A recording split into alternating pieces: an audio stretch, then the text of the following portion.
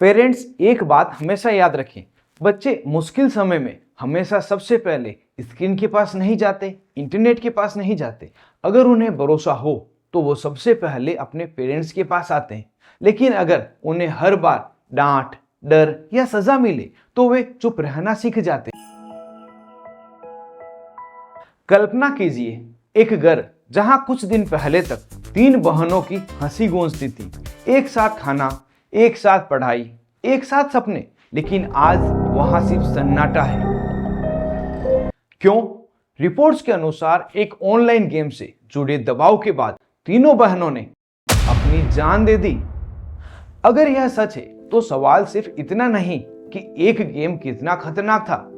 असली सवाल यह है, क्या हमारे बच्चे डिजिटल दुनिया में अकेले छोड़ दिए गए हैं? हम अक्सर सोचते हैं बच्चा तो बस गेम खेल रहा है, लेकिन क्या सच में वह सिर्फ गेम खेल रहा होता है, या फिर कोई एल्गोरिदम, कोई चैलेंज या कोई साइकोलॉजिकल प्रेशर धीरे धीरे उसके दिमाग पर कब्जा कर रहा होता है? सबसे डरावनी बात यह नहीं कि बच्चे गेम खेलते हैं, सबसे डरावनी बात यह है कि कई बार पेरेंट्स को तब पता चलता है जब बहुत देर हो चुकी होती, क्योंकि बच्चा धीरे धीरे चुप होने लगता है, परिवार से दूर होने लगता है, कमरे का दरवाजा बंद रहने लगता है और मोबाइल उसका सबसे बड़ा दोस्त बन जाता है। लेकिन क्या सचमुच एक गेम किसी बच्चे को इतनी दूर ले जा सकता है, या इसके पीछे कुछ और भी होता है? बच्चे का अकेलापन, डर, मानसिक दबाव और परिवार से टूटता हुआ संवाद। आज इस वीडियो में हम किसी गेम का प्रचार नहीं करेंगे, हम किसी घटना को सनसनी नहीं बनाएंगे। हम समझेंगे आखिर बच्चे का दिमाग ऐसे जाल में फंसता कैसे है, और सबसे जरूरी, पेरेंट्स कौन सी 5 गलतियां करते हैं जो अनजाने में बच्चे को अकेला कर देती है। क्योंकि कभी कभी बच्चों को बचाने के लिए उनका मोबाइल छीनना नहीं, उनका भरोसा जीतना जरूरी होता है। अब एक सवाल, अगर लाखों बच्चे ऑनलाइन गेम खेलते हैं तो फिर हर बच्चा इस तरह की घटना का शिकार क्यों नहीं बनता? जवाब है, क्योंकि समस्या सिर्फ गेम नहीं है, समस्या है गेम के पीछे छुपी हुई साइकोलॉजी। हमारा दिमाग एक चीज बहुत ज्यादा पसंद करता है, रिवार्ड्स। जब भी कोई लेवल पूरा होता है, कोई कॉइन्स मिलते हैं या कोई अचीवमेंट अनलॉक होती है, तो हमारे दिमाग में डोपामिन नाम का एक केमिकल निकलता है। डोपामिन यानी वह सिग्नल जो दिमाग से कहता है फिर से करो। यही कारण है कि बस 5 मिनट धीरे धीरे 1 घंटा बन जाता है, और 1 घंटा पूरी रात। लेकिन यहीं तक बात होती तो शायद इतना बड़ा खतरा नहीं होता। कुछ ऑनलाइन गेम्स और कुछ ऑनलाइन चैलेंजेस इस रिवार्ड्स के साथ फियर यानी डर को भी जोड़ देते हैं। अगर आज मिशन पूरा नहीं किया, अगर किसी को बताया, अगर बीच में छोड़ा, तो कुछ बुरा हो जाएगा। अब जरा सोचिए, एक 10 साल का बच्चा जिसका दिमाग अभी पूरी तरह विकसित भी नहीं हुआ है, वह इस तरह के डर को कैसे समझेगा? उसे यह रियल लगेगा या फेक?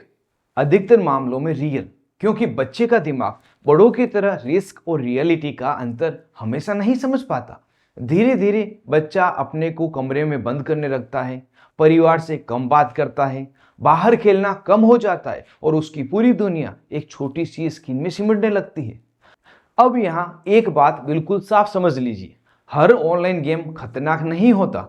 कई गेम्स सिर्फ मनोरंजन के लिए बनाए जाते हैं, लेकिन अगर कोई गेम या कोई चैलेंज बच्चे को डराए, उससे राज छिपाने के लिए कहे, या खुद को नुकसान पहुंचाने जैसी बात करे, तो यह सामान्य गेम नहीं है, यह एक डेंजर सिग्नल है। और यहीं पेरेंट्स अक्सर सबसे बड़ी गलती कर बैठते हैं। उन्हें लगता है ये तो बस गेम का नशा है, कुछ दिनों में ठीक हो जाएगा। लेकिन कई बार बच्चा गेम का नहीं, अपने डर का कैदी बन चुका होता है। तो सवाल यह नहीं कि बच्चा कितनी देर गेम खेलता है, सवाल यह है गेम खेलने के बाद उसका व्यवहार कितना बदल गया। क्योंकि आदत हमेशा स्क्रीन पर नहीं दिखती, उसके असर बच्चे के व्यवहार में दिखते हैं। अब मैं आपको ऐसी 5 बातें बताने जा रहा हूं जो शायद किसी भी रिपोर्ट कार्ड में नहीं लिखी होती, लेकिन यही 5 संकेत बताते हैं कि बच्चा सिर्फ गेम नहीं खेल रहा है, बल्कि उसके असर में जीने लगा है। संकेत नंबर 1, बच्चा अचानक बहुत चुप हो जाए। पहले हर बात बताता था, स्कूल की, दोस्तों की, गेम की भी, लेकिन अब आप पूछते हैं और जवाब मिलता है कुछ नहीं, या मुझे अकेला छोड़ दो। हर बच्चे को पर्सनल स्पेस चाहिए, लेकिन अगर यह बदलाव अचानक आया है तो इसे सिर्फ टीनेज बिहेवियर कहकर इग्नोर मत कीजिए। संकेत नंबर 2, गेम बंद करते ही गुस्सा या घबराहट। आप कहते हैं बस अब मोबाइल रख दो और बच्चा अचानक चिल्लाने लगता है। गुस्सा, रोना, चिड़चिड़ापन या बेचैनी यह सिर्फ जिद नहीं हो सकती। कई बार यह इस बात का संकेत होती है कि उसका दिमाग लगातार उस स्टिमुलेशन का आदी हो चुका है। संकेत नंबर 3, नींद बदलने लगे। रात में देर तक जागना, सुबह उठने में परेशानी, दिन भर थकान और हर समय मोबाइल की तरफ नजर। याद रखिए, बच्चे का दिमाग सबसे ज्यादा रिपेयर नींद के दौरान होता है। अगर नींद टूट रही है तो सिर्फ शरीर नहीं, दिमाग पर भी प्रभाव पड़ रहा है। संकेत नंबर 4, असली दुनिया से दूरी। पहले वो पार्क में जाता था, दोस्तों के साथ खेलता था, परिवार के साथ बैठता था। अब हर खाली समय सिर्फ स्क्रीन के साथ। धीरे धीरे रियल लाइफ की खुशी कम और वर्चुअल लाइफ की जरूरत ज्यादा होने लगी है। संकेत नंबर 5, डर, राज और अचानक बिहेवियर चेंज।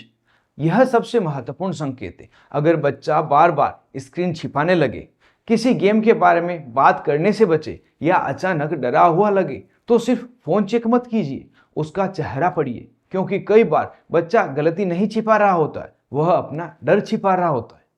पेरेंट्स एक बात हमेशा याद रखें, बच्चे मुश्किल समय में हमेशा सबसे पहले स्क्रीन के पास नहीं जाते, इंटरनेट के पास नहीं जाते। अगर उन्हें भरोसा हो तो वो सबसे पहले अपने पेरेंट्स के पास आते हैं। लेकिन अगर उन्हें हर बार डांट, डर या सजा मिले तो वे चुप रहना सीख जाते हैं और यही चुप्पी कई बार सबसे खतरनाक खतरा बन जाता है।